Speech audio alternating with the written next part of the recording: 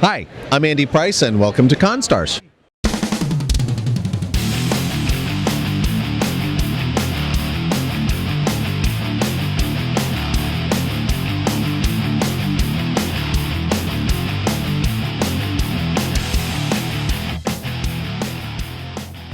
What's going on, fellow Con Crashers? This is Justin Sprower, and I'm here at MegaCon in Orlando, Florida, and I'm here with MLP comic book artist Andy Price. Andy, thank you so much for being part of this interview. You are very welcome.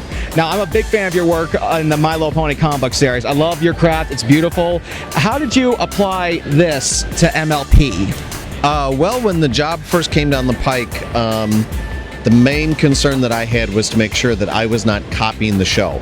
And I was not interested in just being a cookie cutter artist. If that was what they wanted to do, then just get clips from the show or, screen grabs. Yeah. And I told them, I wanted to make sure that this looks like a comic book. And they were like, well, what do you mean? And I showed Hasbro what I was, what I wanted to do. And they were like, that's great. And they let me take off. And that's one of the things that they've been very good about is, letting all of the artists kind of explore their own take on things while still remaining within the world. Is it rather difficult to apply your craft to, say, other comic book series? No, I always kind of blame it on the pencil, whatever comes out of the pencil. And that sounds silly, but there's some part of me that kind of believes that. I never know what I'm going to do until it comes out. So any job that I get, I might approach it with a more serious style or a more cartoony style, but whatever I do, I always try to make sure that emotion and storytelling is in the forefront. Regardless of what kind of work I'm doing, that's the most important thing to me. Excellent. Now, I understand that you actually used to work for Marvel and DC. What was it like going from that and superheroes to IDW and My Little Pony? Well, artists are kind of like actors. Anything that comes down the pike, we will figure out how to do it. And when an editor says, say, do you know how to draw Deadpool? And your brain goes, no, you do not know how to draw Deadpool. Yes, I know how to draw Deadpool. And you go home that night and you learn how to draw Deadpool. Because that's how this industry works. You have to be able to draw whatever comes along. With DC, Marvel, Innovation, Image, any other company that I've worked with, it's all on what's in the script. What do they need from me to do the job? And I just do whatever the pencil tells me to do. So. Now, do you get any input on any of the stories, or do they keep you in the dark until the script is finished?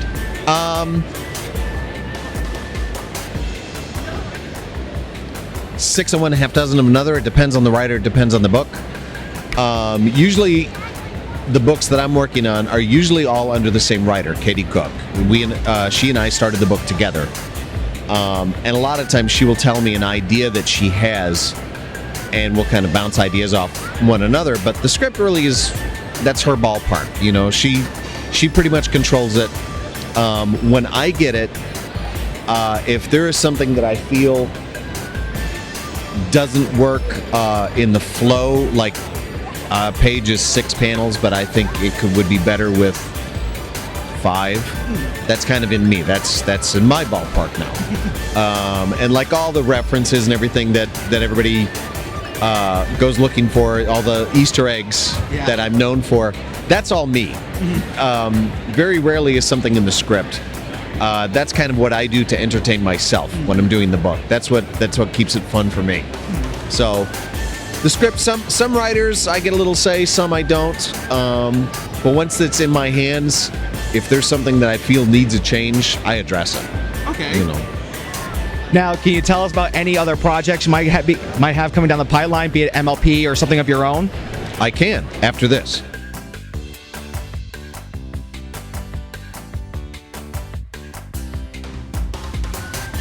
With MLP, I've got other stuff coming. Stuff that I really should be at home working on, but that's every con.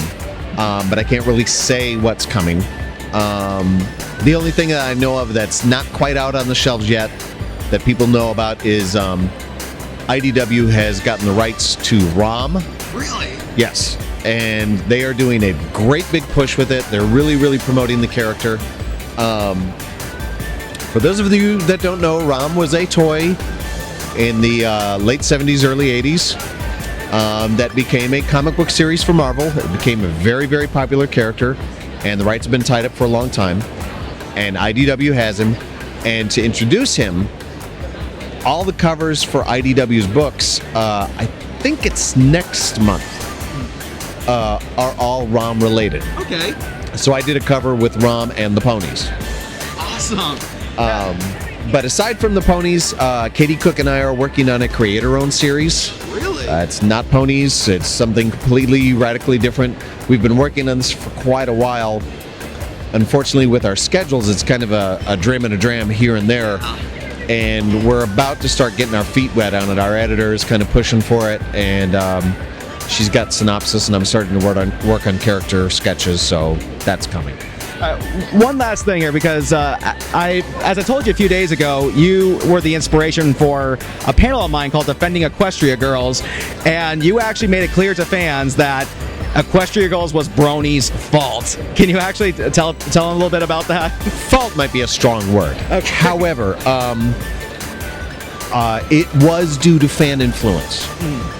And, when Equestria Girls came out, it has met much more embraced than it was originally. Yeah. But when the idea first came, people just rebelled against it. They hated the idea of humanized ponies. But in all honesty, that came from fan artwork and fan fictions and things along those lines. Hasbro does pay attention. And no kidding, they have folders of stuff that they have. All right, they're paying attention to what the fans are looking for, because that's their business. That's how they make money. This is about making money. So when they saw that a lot of fans were drawing humanized characters, they were like, well, we can do this. And it also covers, it is a new marketable item related to a franchise that is already popular, and it helps us compete against a franchise that is taking a bit of market share, Monster High. So it covered a lot of bases, and they said the fans obviously want this. Look at all this artwork that we've collected from the internet. So it was fan inspired. And if people don't believe that, go look at toys on the shelves right now of ponies with silkscreen socks on them. I don't get it, but somebody out there likes ponies wearing socks. Again, they've paid attention. They see all this artwork of pony wearing socks. They start producing sock wearing pony toys. So they do look. They do pay attention. Andy, thank you so much for this interview. It's been a pleasure to see you. All right, this is Justin Sprower. Until next time, I'll see you at the con.